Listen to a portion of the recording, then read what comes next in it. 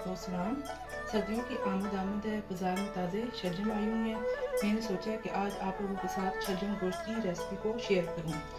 शलजम गोश्त की रेसिपी को बनाने के लिए मुझे जिन चीज़ों की ज़रूरत है उन्हें मैंने लिया है। आधा किलो शलजम, ताज़े शलजम है, इनको मैंने इतने हिस्सों में काट लिया है। आधा किलो मेरे पास गोश्त है, हड्डी वाला गोश्त है, इसको भी मैंने धो लिया है। हाफ कप मेरे पास कुकिंग ऑयल का है। 2 मीडियम साइज़ की मैंने प्याज लिए हैं और उनको बारीक काट लिए। 3 अदद मैंने टमाटर लिए हैं और उनको धोकर सेंटर में से हाफ पीस में काट लिया है। 3 अदद मेरे पास साबुत हरी मिर्चें हैं। 2 चम्मच मेरे पास कसूरी मेथी है। 1 चम्मच नमक है खाने वाला। आधा चम्मच सूख मिर्च है पिसी हुई और आधा चम्मच दड़ा मिर्च है। आधी चम्मच मेरे पास हल्दी का है और 1 बड़ा चम्मच मेरे पास कूटा हुआ सफ़ेद वो है धनिया है, खुशक धनिया। इसके साथ मैंने 1 बड़ा चम्मच लिया है सफ़ेद ज़ीरे का। 2 चम्मच मेरे पास लहसुन और अदरक कूटा हुआ है और आधा चाय वाला चम्मच गर्म मसाले का है। चलिए आज की रेसिपी को हम स्टार्ट करते हैं। बिस्मिल्लाहिर्रहमानिर्रहीम। सबसे पहले मैंने ऑयल को कढ़ाई में डाला है।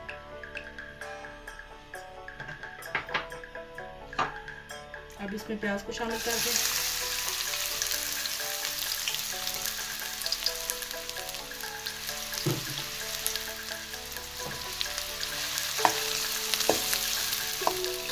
प्याज को 3 से 4 मिनट तक फ्राई करें, लाइट ब्राउन गोल्डन ब्राउन करें।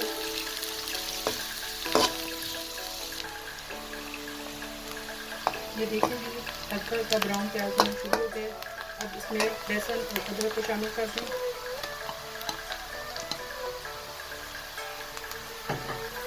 और साथ में गोश्त को भी शामिल कर दें।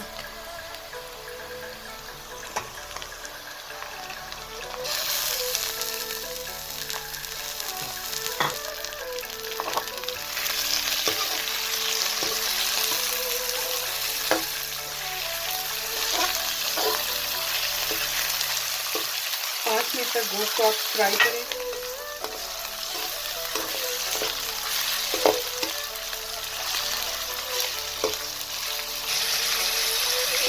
ये देखिए 5 मिनट हो गए। तेल पर आपने जीरे को शामिल कर दें।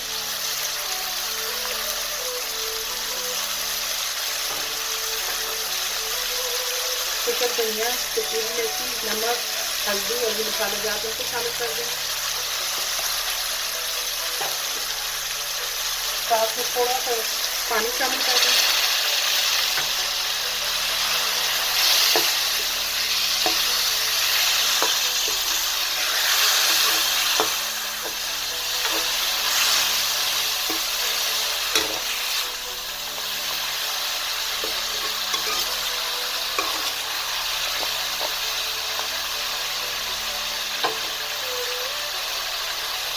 साथ में 3 अदद साफ मिर्ची शामिल कर दें और टमाटर को तरीके के ऊपर रख दें।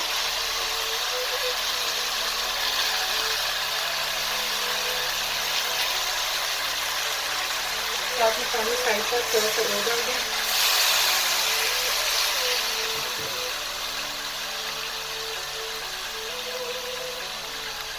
और 8 से 10 मिनट के लिए ढककर रख दें ताकि टमाटर अच्छी तरीके से। ये 10 मिनट का टाइम हो गया। अब हम चेक करते हैं। ये देखेंगे टमाटर के छिलके नरम हो गए। अब तमाम छिलकों को हमने निकाल लेने।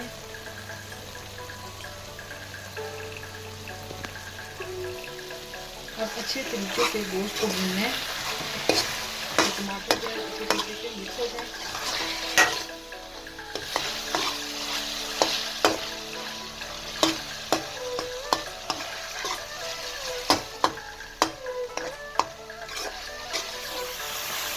मैंने गोश्त को इतना भूना है कि गोश्त ने तेल को छोड़ दिया है। अब हम लोग इसमें शलजम को शामिल करना है।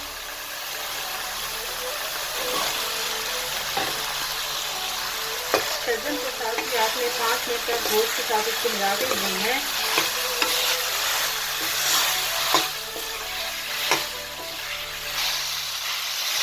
अब ये देखिए शलजम और गोश्त अच्छे तरीके से हमने भून लिया। अब इस इसमें 1.5 लीटर से करीब पानी शामिल कर दें।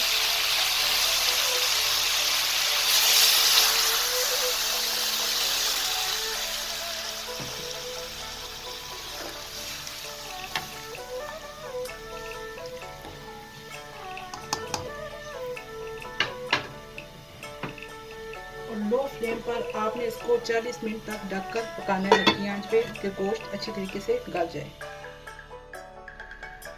ये 40 मिनट हो गए हैं। अब हम चेक करते हैं कि गोश्त गला है कि नहीं।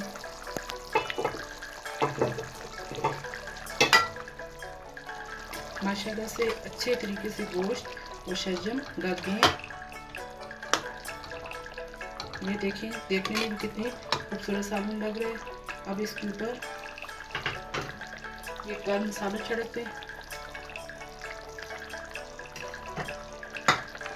साथ में सब धनिया और सब मिर्ची भी ऊपर से डालते हैं।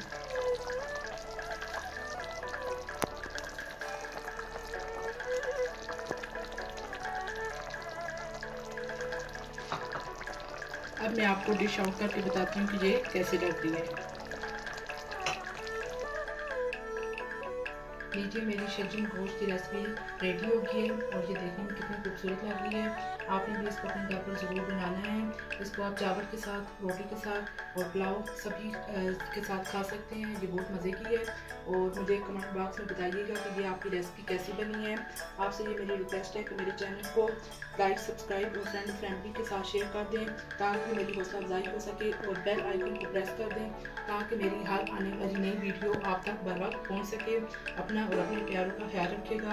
अल्लाह हाफ़िज़।